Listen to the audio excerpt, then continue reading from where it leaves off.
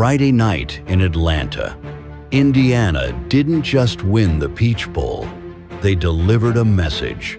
On the very first play of the game, D'Angelo Pons set the tone, jumping a Dante Moore pass and taking it the other way for a pick six.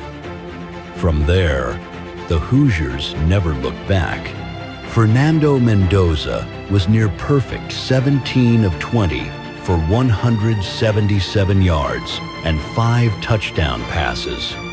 Indiana controlled the tempo, overwhelmed Oregon, and turned a college football playoff semifinal into a showcase. 56 points, relentless execution, a 56-22 statement win. Now, the spotlight shifts. Indiana is headed to Miami and the national championship to face the Miami Hurricanes at Hard Rock Stadium. This is Hoosier Football Tailgate, and it starts now. Raiola. And picked off! Up the sideline! Indiana! Asbury! Walking them down! Woo! IU! America! They got a football team now!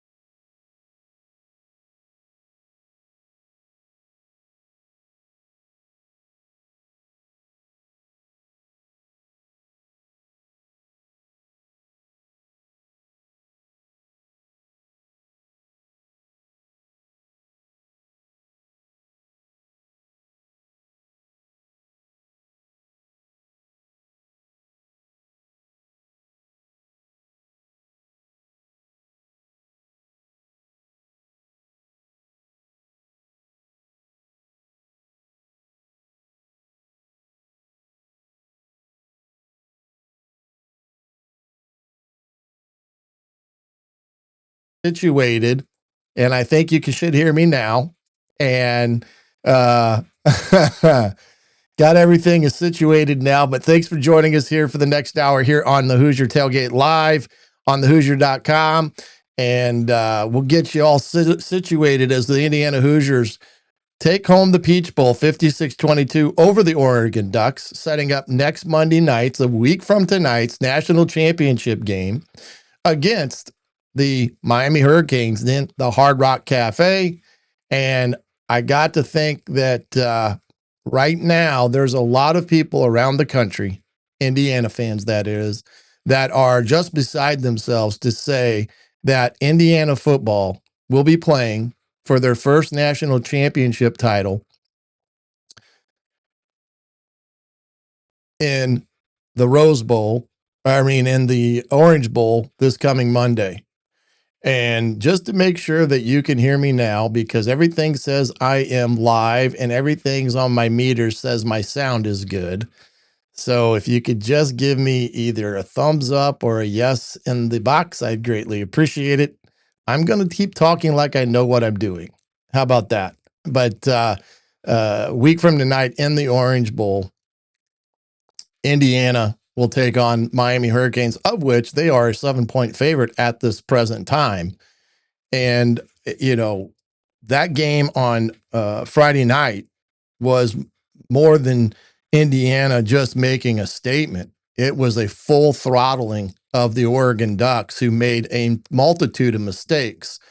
And we can now talk about what we've said before about these razor thin margins that go on in these type of ball games, that when you make mistakes like Oregon did against a good football team, they make you pay for it and they make you suffer for it, because it usually results in points. Indiana had 21 points off of Oregon's turnovers. Again, they scored before the halftime in the last 2 minutes of the half. 13 out of 15 games, something like that, they've scored before halftime. And again, they took the opening drive, I believe, and got points. But Indiana right now is playing at a level that is even better than what they were playing during the conference season. They are a very confident bunch. I think they've outscored their opponents something like 94 to 25 or something like that in the two games. So they've had very little adversity in the first two playoff games. But when you look at the Miami Hurricanes, they've had some adversity. I mean, they fought tooth and nail with Ole Miss and needed a last-minute drive to beat them last week on Thursday night in a game out in Arizona. And that game could have gone either way between Ole Miss and Miami. But the other team that's probably playing as good a football as anybody but right now, outside of Indiana, is Miami.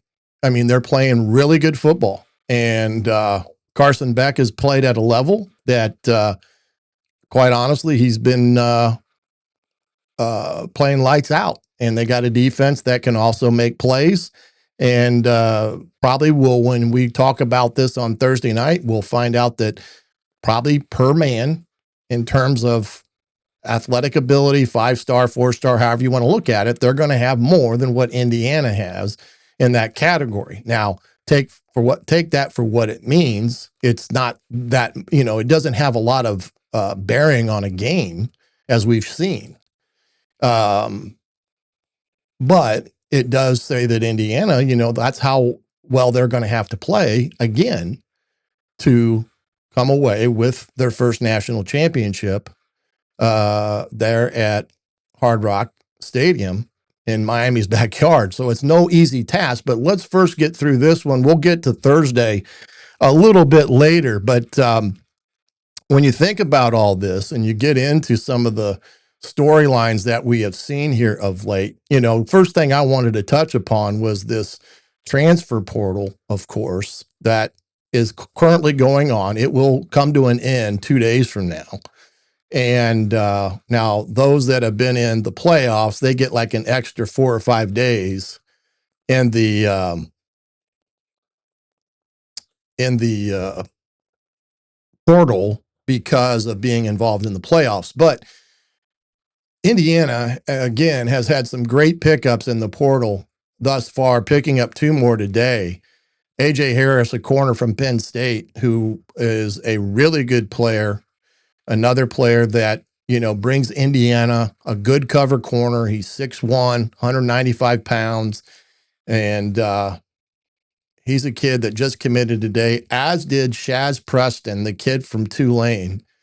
And this kid is a dynamite player as well that will add to this Indiana lineup in weeks and months to come. Now, of course, they've had some guys that have jumped in the portal, one being Jaja Boyd and Dontre Henderson.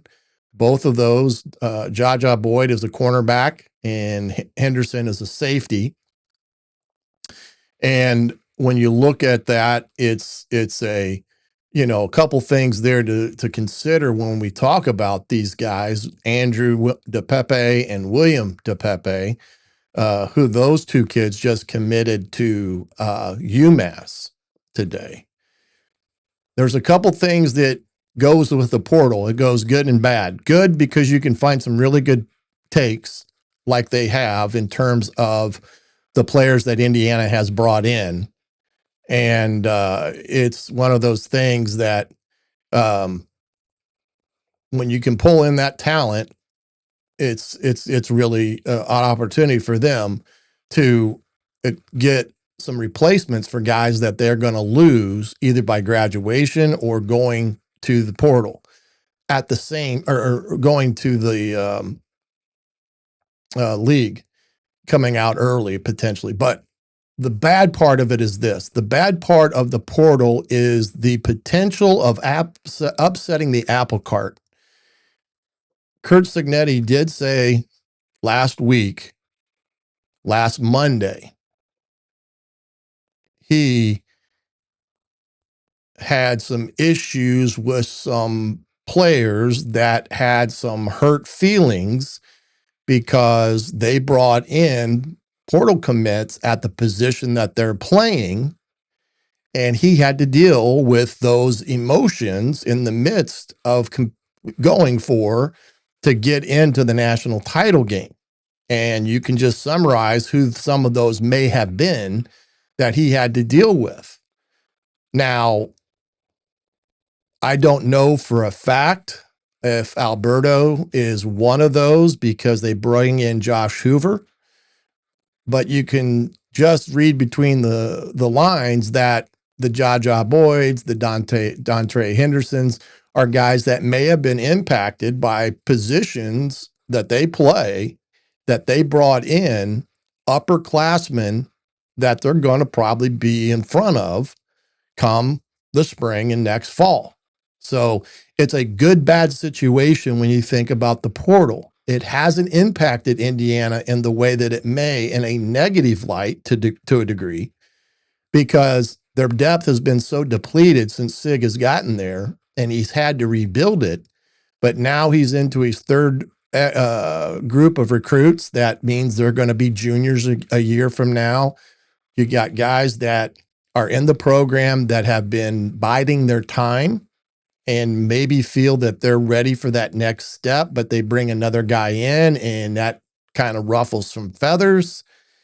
And therefore you're dealing with things that you really shouldn't be dealing with as a head coach right now in the midst of this national championship run. But because the calendar is the way it is, it's one of those things that is unfortunate that they're dealing with. But overall, right now, Indiana has got a really good class of incoming kids into from the portal. They are still in need, and I saw somebody had mentioned this before, offensive linemen. There's no question about that. And another one that talked about Brock Schott, the kid out of Fort Wayne Leo High School up here in the northern part of Indiana that they got, who was at Miami and has transferred into the portal and is coming home to Indiana, a team that Indiana recruited that kid pretty hard. So they're very well aware of him. And so right now, portal wise, you got to feel pretty confident where you're at. Yes, you're going to maybe lose some guys in the portal, just like they have because of many different things. But again, until they get this portal thing ironed out, coaches are going to deal with things that they don't want to deal with, especially in the midst of a championship run. And that's just that's just the facts of the matter in that respect. So, some of the they've got a good group of guys coming, but I think they could use one or two older guys in the mix,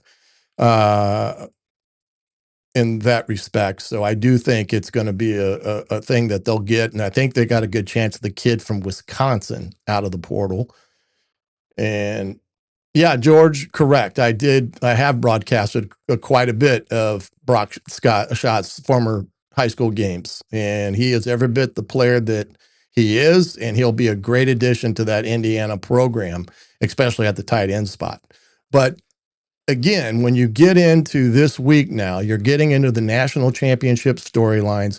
Remember, guys, get over to the Hoosier.com. There is a ton of information, just not on the portal, but some of the big pickups that they got from the Army Navy game that was this past weekend for the high school kids. We got a couple big time recruits that are 4-star, 5-star type of guys.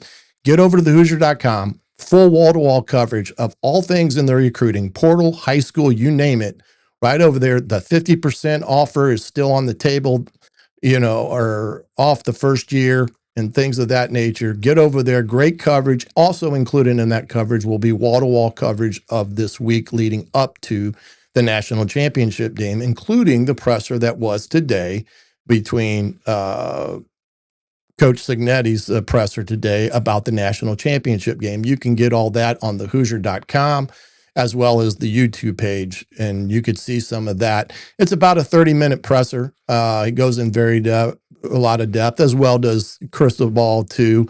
So it's interesting. Both of those guys have ties to Saban, and both run their program pretty similarly in terms of what they expect as the standard, and they both have coached to that standard. So you're getting a pretty good look at it.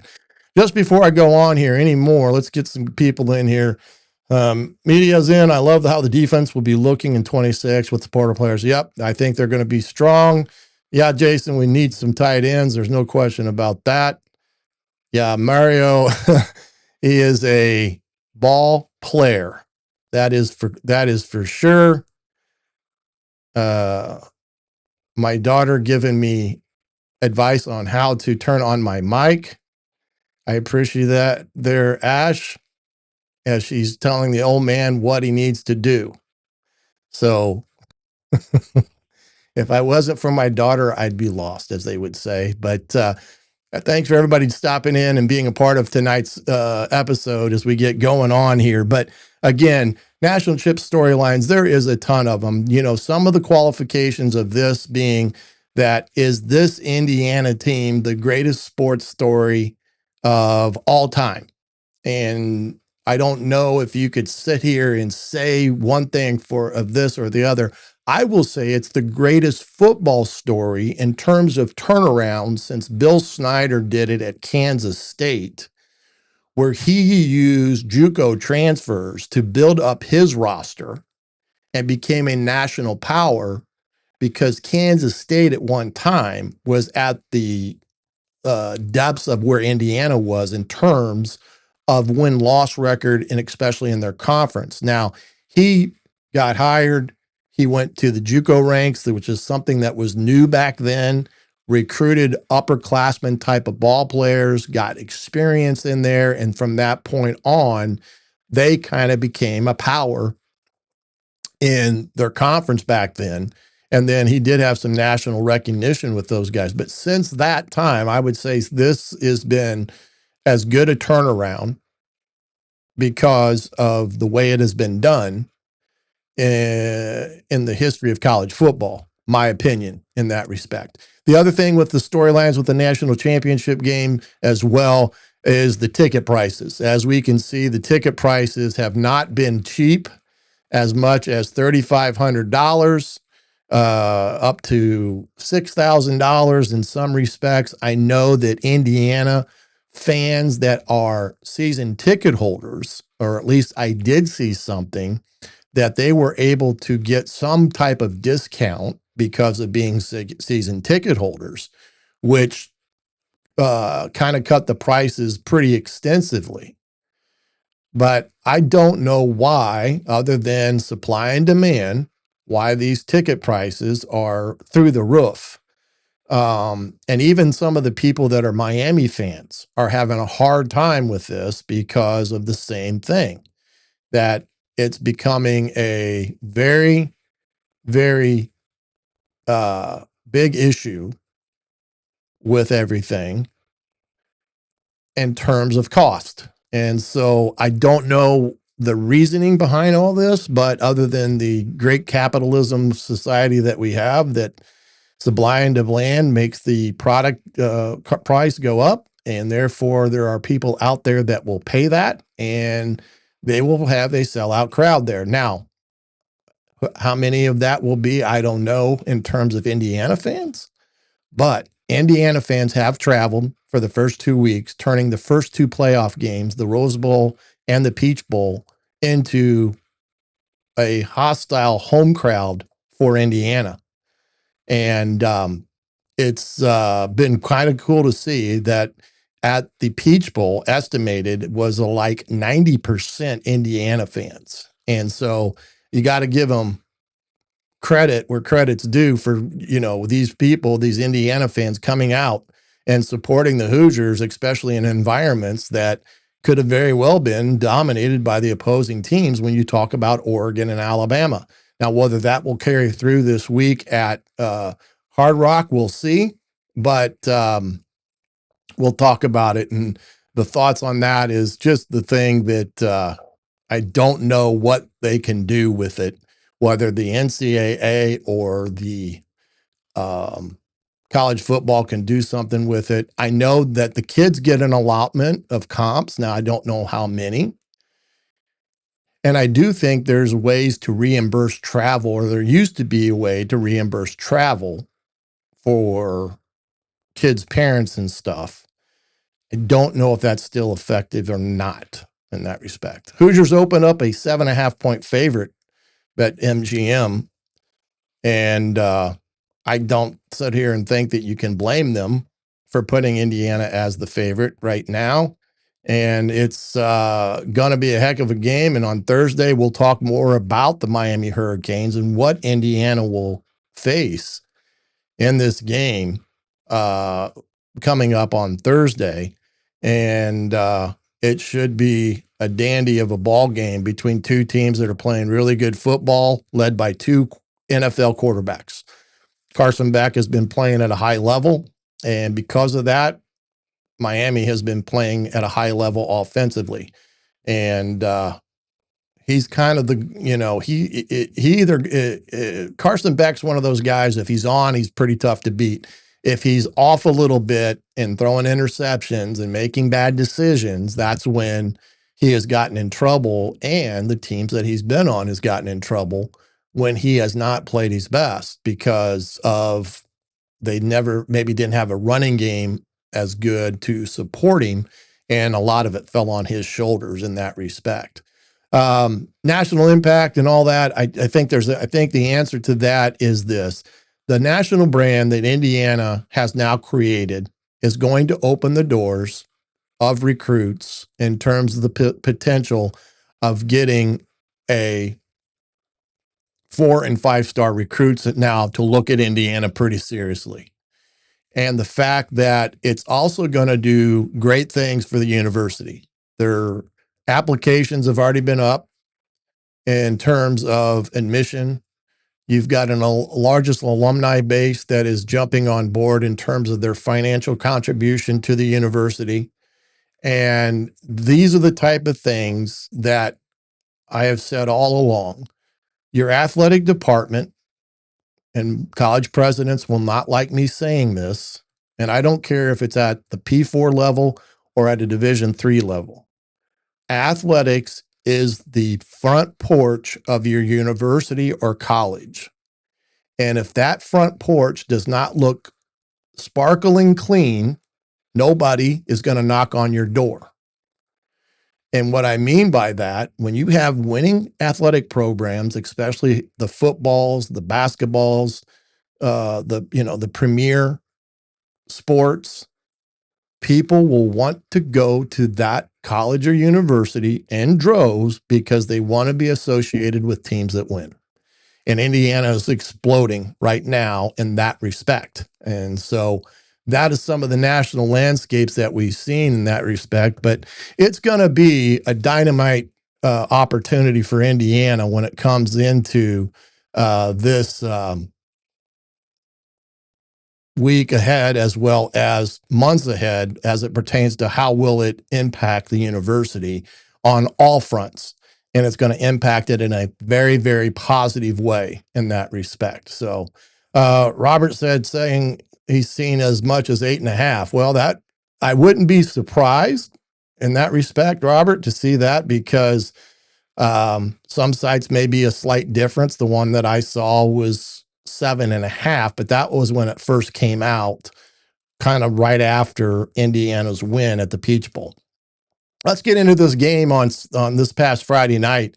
There is nobody, including myself, that thought Indiana was going to steamroll the Oregon Ducks And I never thought that it would be a game that would be more than a 7-point margin, if not shorter or smaller in terms of separation between the two teams. But as they say, if you try 5, you get 6. And that's D'Angelo Pons is a kind of moniker that you hear, and some t-shirts have actually been made. It says try 5, get 6. And I've seen him already kind of extensively out there, but his job on that first play was truly, truly magnificent. And I'm going to try to, let's see, I wanted to bring this up to show this play and talk about how good this was in that respects. Let's get over to this aspect of things so that you can kind of see what I'm discussing here on this play as you look at it here.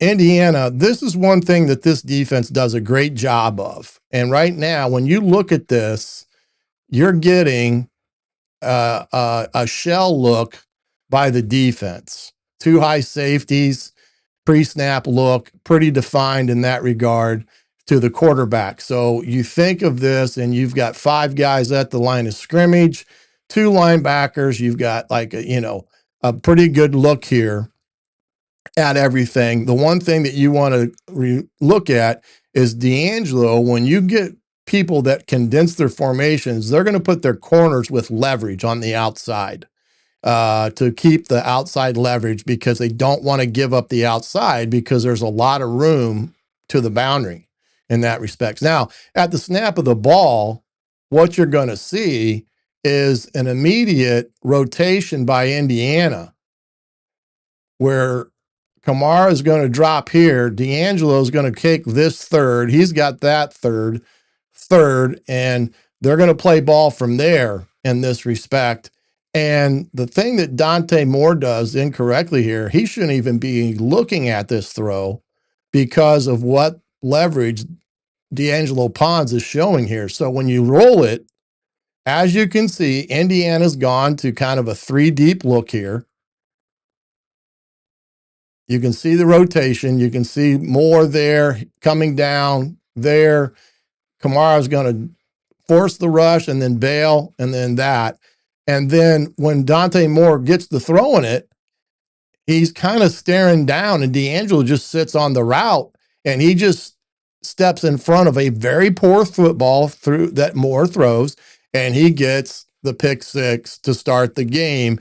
And from every indication down in the Peach Bowl is that this stadium was shaking of the loud roar that occurred when this play happened. Here's even a better look of it when I'm talking about the rotational aspect of it and how Indiana's playing this. And if you look at this type of deal here and where Dante Moore really should have gone with this football, they're big tight ends right here, and he's going to run a corner route. And Sharp is sitting out here in the flat and not getting depth with the play. This guy is wide open at the top if he looks back that way, as you can see. And the ball's already gone, and he's throwing it into coverage there. And again, razor thin margin of error. And you know that when you have razor thin margins of error, that is what good teams do. They make you pay for it, and D'Angelo does it with a pick 6, and that is a unbelievable way to start this ball game. Is the fact that Pons played such a critical role in that first play of the game. He's been playing so well, played well in the Rose Bowl, played exceptionally well in the Peach Bowl, and they start the game off with the big pick 6. Now, the second drive of the game, they let Oregon go right back down the field and tie the ball game up. But in that moment, a perfect play, a perfectly disguised coverage that confuses the quarterback, and it forces him into making a bad decision. And Dante Moore, who Indiana rattled the first time around, makes a poor decision again, and next thing you know, it's 7-0 for Indiana on an pretty easy play when you really look at it. And it was just kind of taking candy from a baby in that respect. And, again, razor thin margins in these games. And that's the difference of what wins and what loses when you talk about it. What can you say about Fernando Mendoza? 17 of 20, 177 yards, 5 touchdowns, just an unbelievable day of throwing the football in this ball game.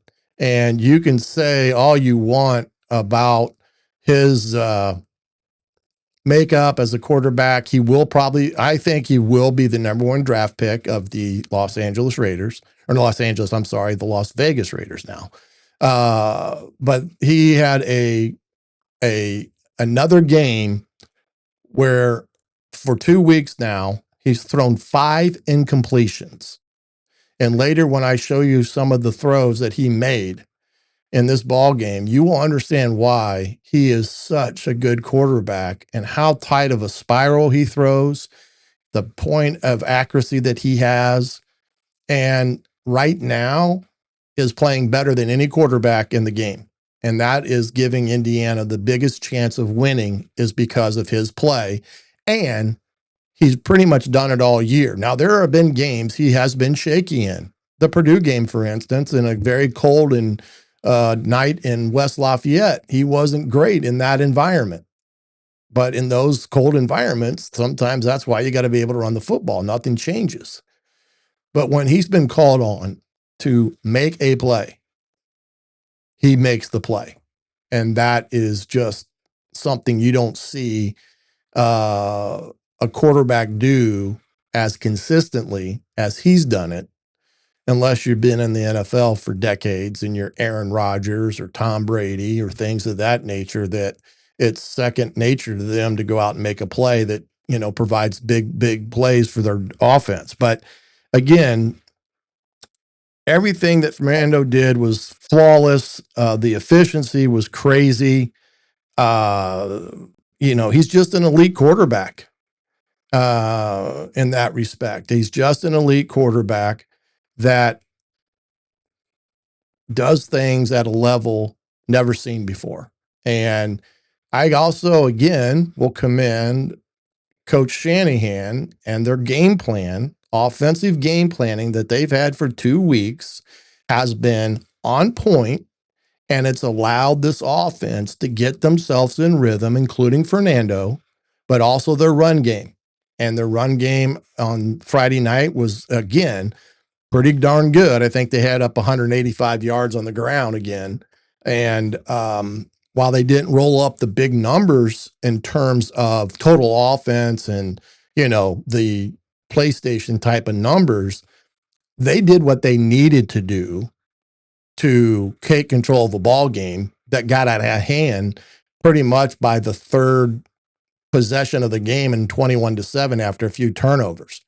So, but the Coach Shanahan and the offensive staff, as much as we have complimented the defensive staff and what they've done, the offensive staff has done a tremendous job in terms of finding a rhythm early and playing to that rhythm as they've gone through the game. Very seldom have you seen them out of sync. There were a couple times that there was some carelessness, and Fernando probably was hearing about it in film study this past couple days, where they were careless with the football. But overall, very pleased with where they're at in that respect when it comes to their production. And here's where you get the productional aspect of things. Indiana does not win the total yardage game, but that's to be understood. And a lot of these passing yards that Oregon got were on some big chunk plays that the defense, quite frankly, gave up. In some cases, I would say disappointingly so.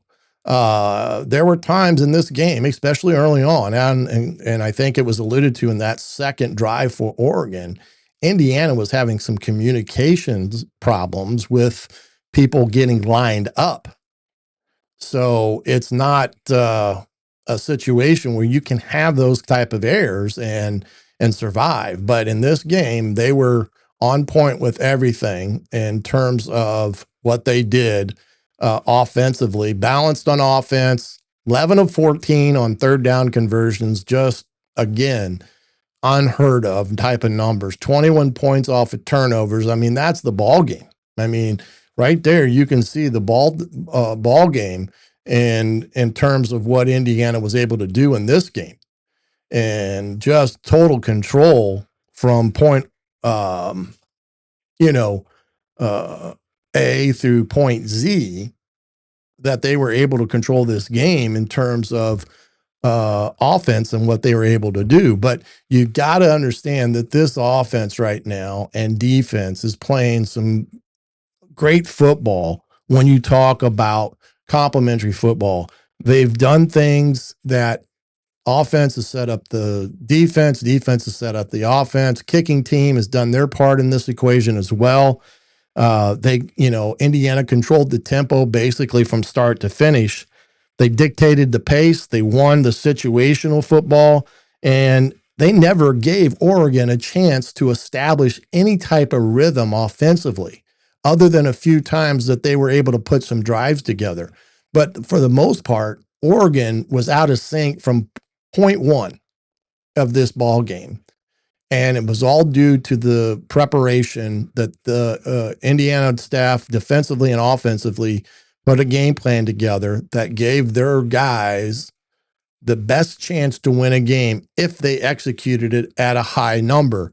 And they very much did on Friday night when you look at it from the perspective of what happened in that ball game. And, I have a lot of respect for Dan Lanning. He was very complimentary of this game, of Indiana, and everything that went on in that game. And he understood that they gave away a game in the Final Four because of mistakes that they made and mistakes that they had not been prone to make. That is a credit to Indiana's defense in that respect and Indiana's offense. But the thing about it is that when Indiana plays the way that they've played for the last 2 weeks, they really demoralize the opponent because of how they play. And you see the opponent scrambling on both sides of the ball to find some type of consistency in their game. And it's just nowhere to be found. It's just so smothering that it's almost as if by the time they get to halftime, the ball game's over. And for the most part, because the opposing team has no answer.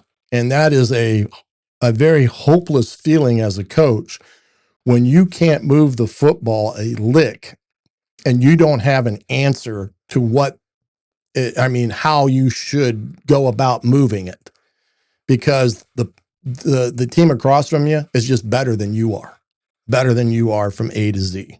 So again, preparation, the coach plan, everything that went through it from this game was just miraculous in what Indiana was able to do in this contest and get a big win in the Peach Bowl. Hey, we're going to step aside real quick. Hear some from Fanatics and BetGM, proud sponsors of the Hoosier.com and your Hoosier Tailgate as well. Fanatics, of course, you can get all your gear there, including Peach Bowl championships and things of that nature. And if you're going down and to the national championship game, get over to Fanatics, get you some gear that promotes Indiana football and the championship season they had. When we come back, we're going to talk about that defense, get to the Coach Griff's video room as well, and answer the most important question that's on your mind. Will the old coach be in attendance at the national championship game? All that and more right here on the Hoosier.com. Hoosier Tailgate Live. We'll be back right after this. Hoosier fans, listen up.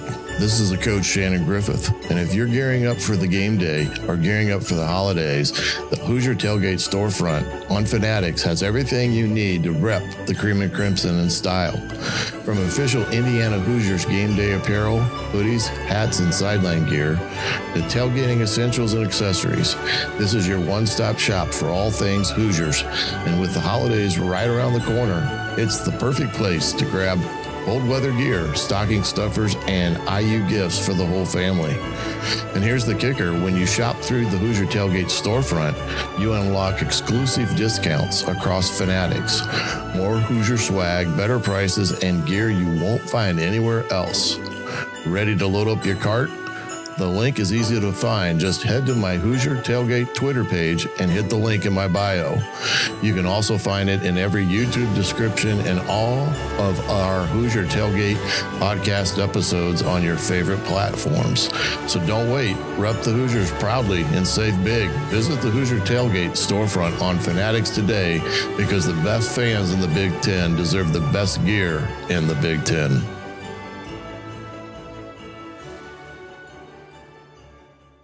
If you haven't signed up for BetMGM yet, use bonus code on3, and you will get up to a $1,500 first bet offer on your first wager with BetMGM. Here's how it works. 1. Download the BetMGM app and sign up using bonus code on3.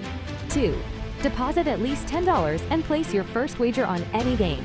3. You will receive up to $1,500 in bonus bets if your bet loses. Just make sure you use bonus code on3 when you sign up. Make this college football season 1 for the history books.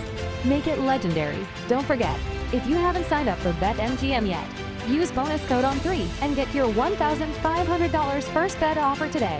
See BetMGM.com for terms. 21 plus only. U.S. promotional offers not available in New York, Nevada, Ontario, or Puerto Rico. Gambling problem? Call 1-800-GAMBLER available in the U.S. Call 877-8-HOPNBY or text HOPNY 467369. Welcome back to Hoosier Tailgate Live here on the Hoosier.com. Pleasure to have you along this evening. I see some new newbies in the chat tonight. Late to the show, Coach. Okay, you're fined $50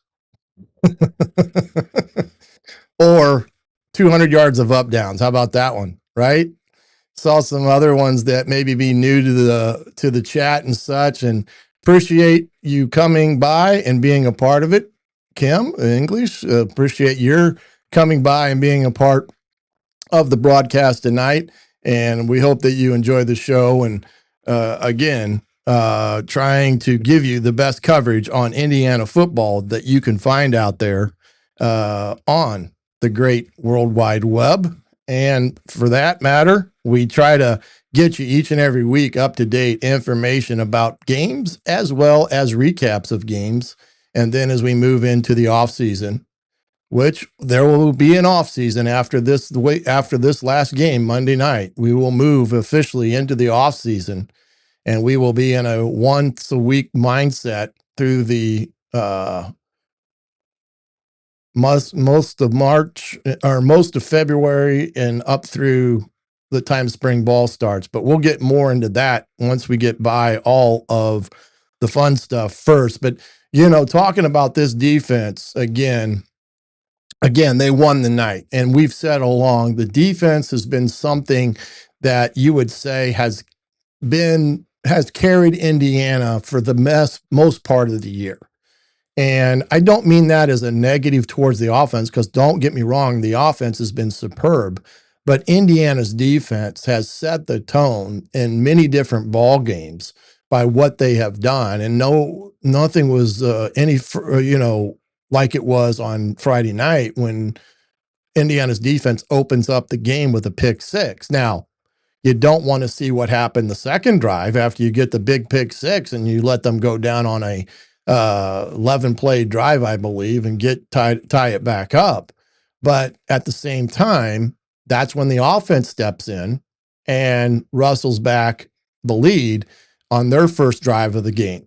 So, but again, the domination of Indiana's defense in this ball game was just something to behold. They had, I think, 3 sacks, The turnovers, of course, you had, I think they had somewhere in the neighborhood of 10 TFLs on the night.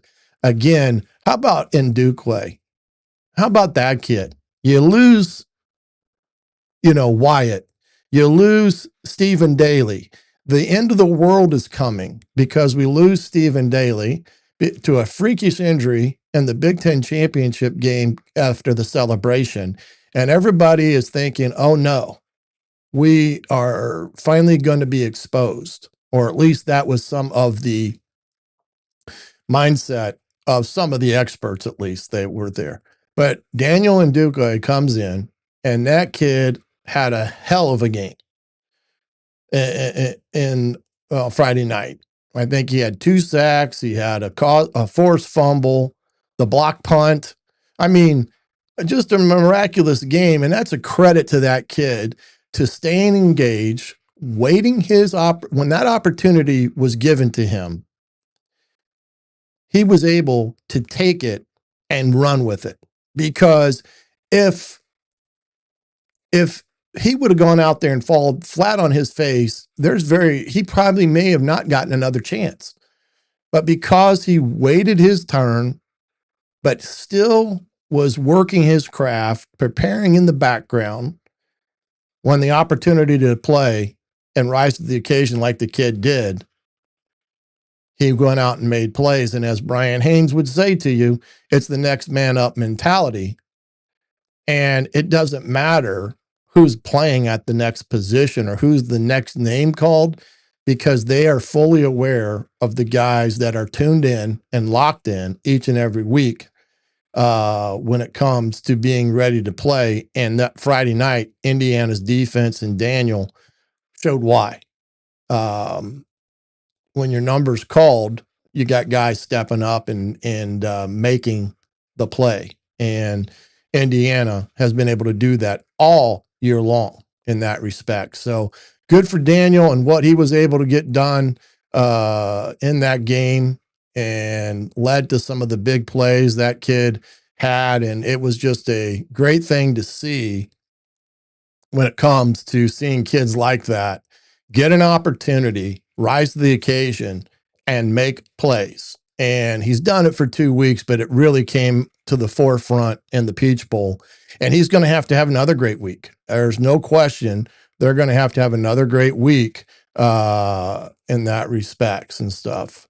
Yeah, Tony's pretty good, Brian. I don't think there's anything that you can say about that kid. He's fast. He should be a senior in high school, but he reclassified, and he is a dynamite player. We'll have more on him on Thursday, of course. Let's move ahead to these objectives that we talked about in my pregame primer prior to this Peach Bowl. Offensively, when I looked at it, I thought the offense hit about every one of these. They did not have many second and longs and were able to stay on schedule for the most part. They did dictate the pace of the game. They didn't change much tempo, I would say, but they did dictate the pace.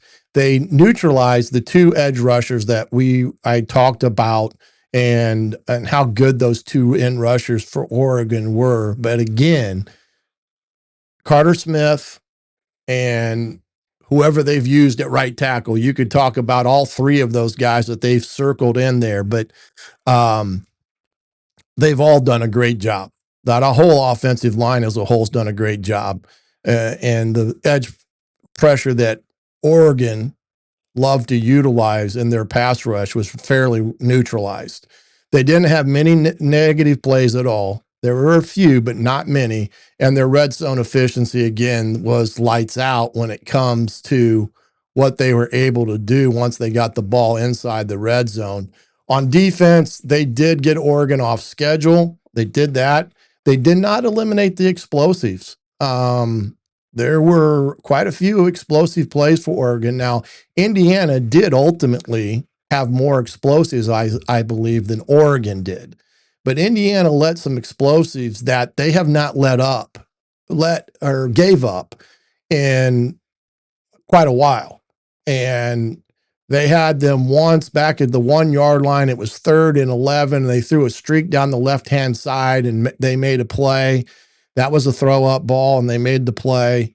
That was a big chunk play. And the other big chunk play was on the quick tip pitch on the right side where a guy hit the seam. Now they missed the push in the back. These SEC officials, my gosh, they're not, I mean, I get letting kids play, but D'Angelo Pons got pushed in the back on that big run and they just let it go. And they missed 2 defensive pass interference calls against Oregon that were so blatant, anybody could have called them. But I do think for the most part, that one was kind of half and half. They made them earn it after they gave up the big plays, but it was enough to look at and say, as good as Indiana played defensively, those things where they give up the big explosives will be a point of emphasis. I can guarantee it, as well as getting lined up. And that was one thing that they will make sure is correct in this week's preparation. They controlled the edges. They won the money down. They pressured more. He never did really escape the pocket. They created the turnovers, and they, I guess you could say, didn't win the red zone into a degree, but for the most part, I thought they controlled the game defensively enough. And those are just one of those things where when you give up the big play, that's where you get hurt defensively, because it ultimately usually ends in a score. And unfortunately, a couple times that did against Indiana. Kicking game played a big part of this. They won the field position battle. They set up the score with a block kick. They were definitely 100 plus on all their PATs, and they were definitely alert all night for all the different possible fakes that Oregon could have ran, and they never did. And again, they just played lights out when it came to special teams again. Indiana did, and that was one of the things that I was so impressed with when it came to analyzing this ball game A to Z for Indiana. Let's head over to the Coach Griff's video room here, because I want to get to some of this video that shows some of the things that this Indiana defense did in this game, and some things we'll bring to the attention of it. This is the big touchdown off of that second drive. And again, Indiana is showing kind of a soft shell, and they're rotating to kind of a robber look, cover 3 look. And D'Angelo basically is going to have to play 2 with underneath help from the linebacker here. But remember, in the pregame, I said they were going to try to get their big guys down the middle of the field, and they do it here with what we call a nod route, where this guy will nod to a corner and then break it to the post, and that's what the first score was. And if you watch it here, you can see what they're doing. They're really doubling on the inside number 2 here, bringing pressure off the edge. They do a good job of picking it up, but they get the big nod to number 9, and there's not much you can do there. And that nod keeps D'Angelo enough back in that back third that he can't help, and it's too late. And they get the big touchdown that ties the game back up in that respect. 3rd and 2 play here, big play here, 14-7, 3rd and 2. Kamara makes a great, look how fast he is here. Boom, gets in that gap, makes the play, and then Jonesy's there to make it, and Lewis Moore. And again, the team defense that's on display by these guys is pretty darn good. Getting a number of guys hats to the point of attack. This is one of the turnovers. Again, fluke. This is an RPO that they're running here. And again, because of where he's aligned and where Isaiah Jones is aligned, he's thinking, I'm going to pick it up and throw it out here. And what happens is the running back doesn't clear him and knocks his hand. And next thing you know, the ball's on the ground. There's Kamara, there's Landino, and Indiana has the ball on the 2-yard line, ready to go in and get the big score. Here's another play on 2nd down.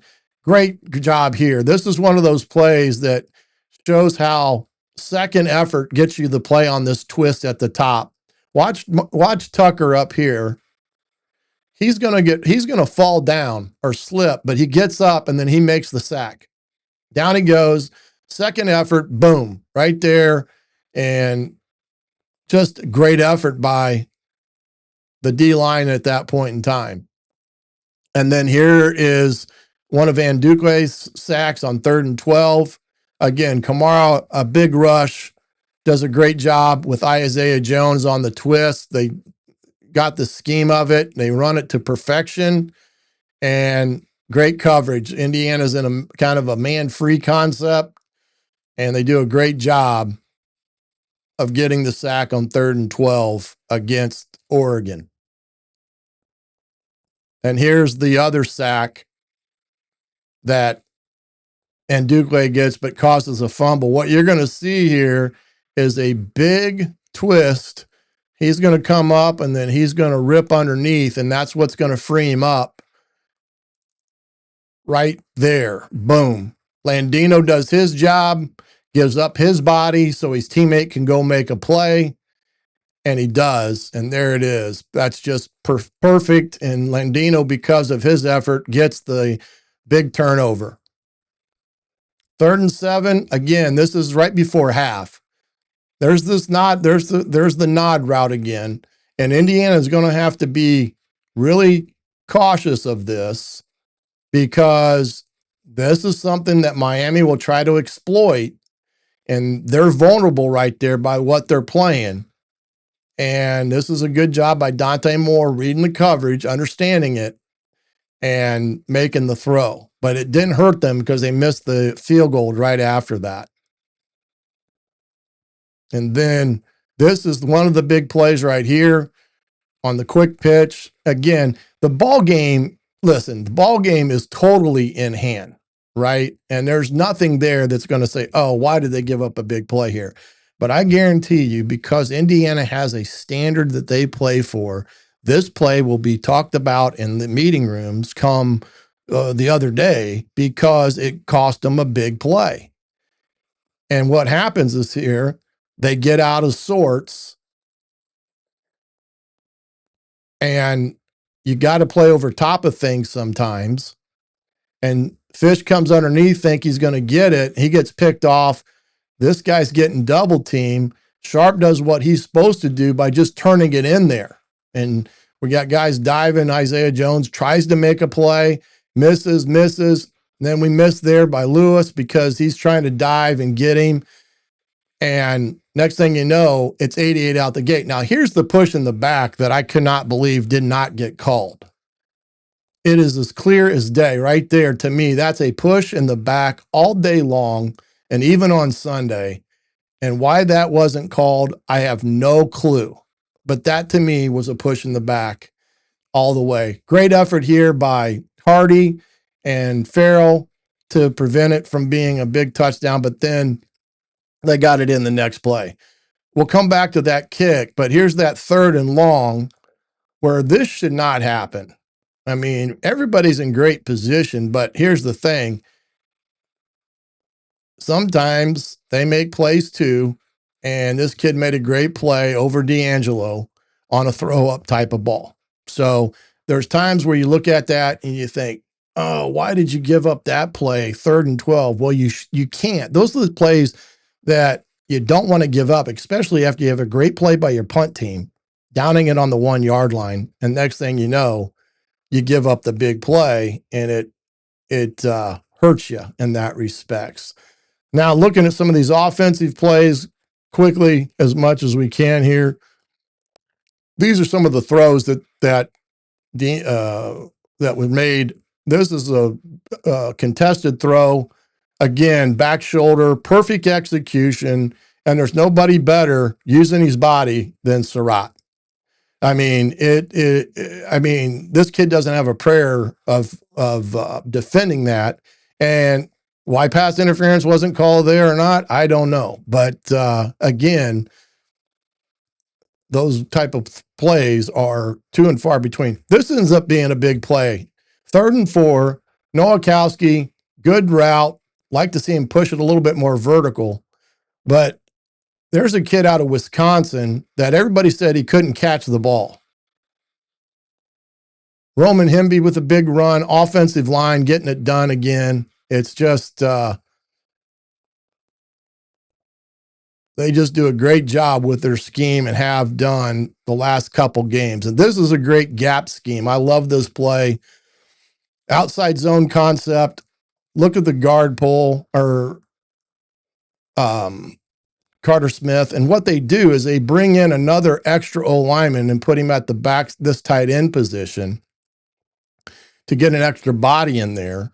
They pull in Carter, they're pulling Coogan, and this is blocked to perfection.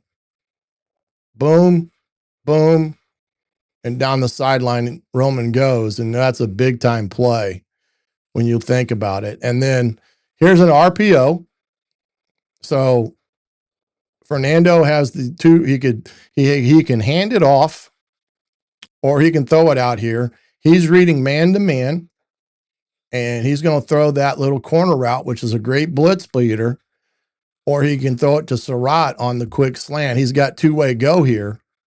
And so he decides to throw it, dart to the end zone, and that was put him up 14 at that point.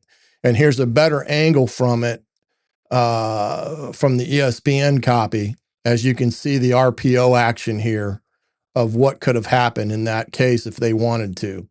But there's been some creativity here by Indiana. This is an unbalanced set. They got the extra tackle in there. And this is the creativity I talk about with this offensive staff.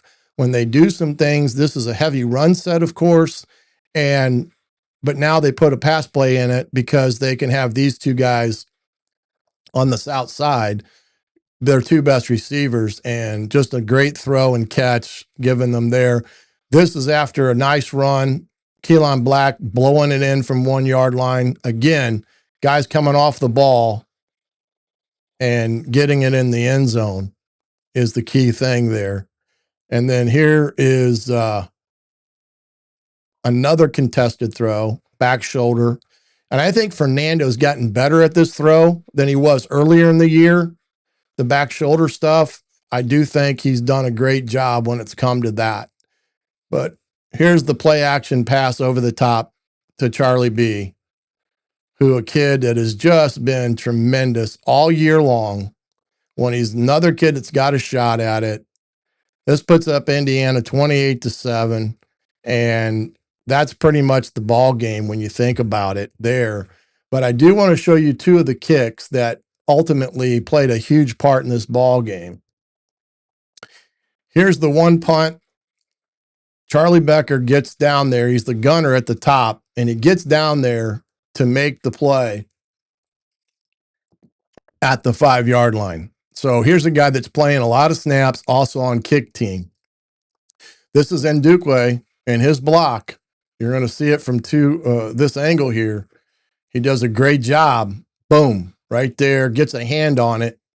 And from that point, Indiana is rolling for that entire game, as you can see there, that Indiana was very, very good all night long. And I could have gone on and on with all the different clips, but those were some of the ones that piqued my interest, especially on both sides of the ball in the kicking game. Why you need 3 phases to win a national championship. Indiana's doing that thus far, playing really good football in all 3 phases of what they've done thus far on the year, in terms of what they've been able to do on their offense and defense and special teams thus far. So what do you think? I think it's gotten better. I think it can get a lot better. He sometimes gets a little bit too happy in the pocket, but it's not too bad because he's always in a great compacted position. And you can tell by his throwing motion where he gets that tight spiral. A lot of that is because he's got great transfer of weight. Can it be better? Yes. And that's something that they've worked on quite a bit. He's never going to look very natural running the ball. He's kind of this gangly kid because he really hasn't put on a lot of weight, nor has he put on a lot of muscular mass. and therefore he kind of looks odd and sometimes when he runs the ball. So I don't think that's going to change for a while, but overall pretty darn good. But that's going to be something that he will continue to work on and have to work on if he goes to the NFL in that respect. But now we shift to Miami, down to the national championship, down at the Hard Rock Stadium there in Miami. Next week, a week from tonight, we'll be well into the first half of this ball game a week from now. And who knows what will be the score at that point in time. But Indiana has a great opportunity to win a national championship a week from tonight in Miami. And you can guarantee that Hoosier Tailgate will be live in Miami starting Saturday, Sunday, all the way up through kickoff on Monday. We'll have different things as we try to bring you as good a coverage as we can. You'll have to look at my X account, Hoosier Tailgate, to get all of the information on when we will be live at different situations, as is Jim Coyle with the Indiana Sports Beat Radio. He will be live on Monday there at the national championship as well. We'll try to have some things as well as we go into Sunday night, getting ready for the game on Monday, and get you all set for the national championship game on Monday night down in Miami. Looking forward to it. Got the permission from the boss lady, and the tickets are booked. The credentials are approved, and I got my hotel room down there in Miami. Looking forward to it. Looking forward to bringing you some content as well. And stay tuned to the Hoosier Tailgate X account for all the information as we go through that. But I'll see you Thursday with more information on what will occur with the tailgate at the national championship then. But until Thursday night, appreciate you joining us here on Hoosier Tailgate Live on thehoosier.com. Till Thursday, we'll see you then, and have a great evening, and we'll see you Thursday night at 7:30 here on the Hoosier Tailgate Live. Good night, everybody.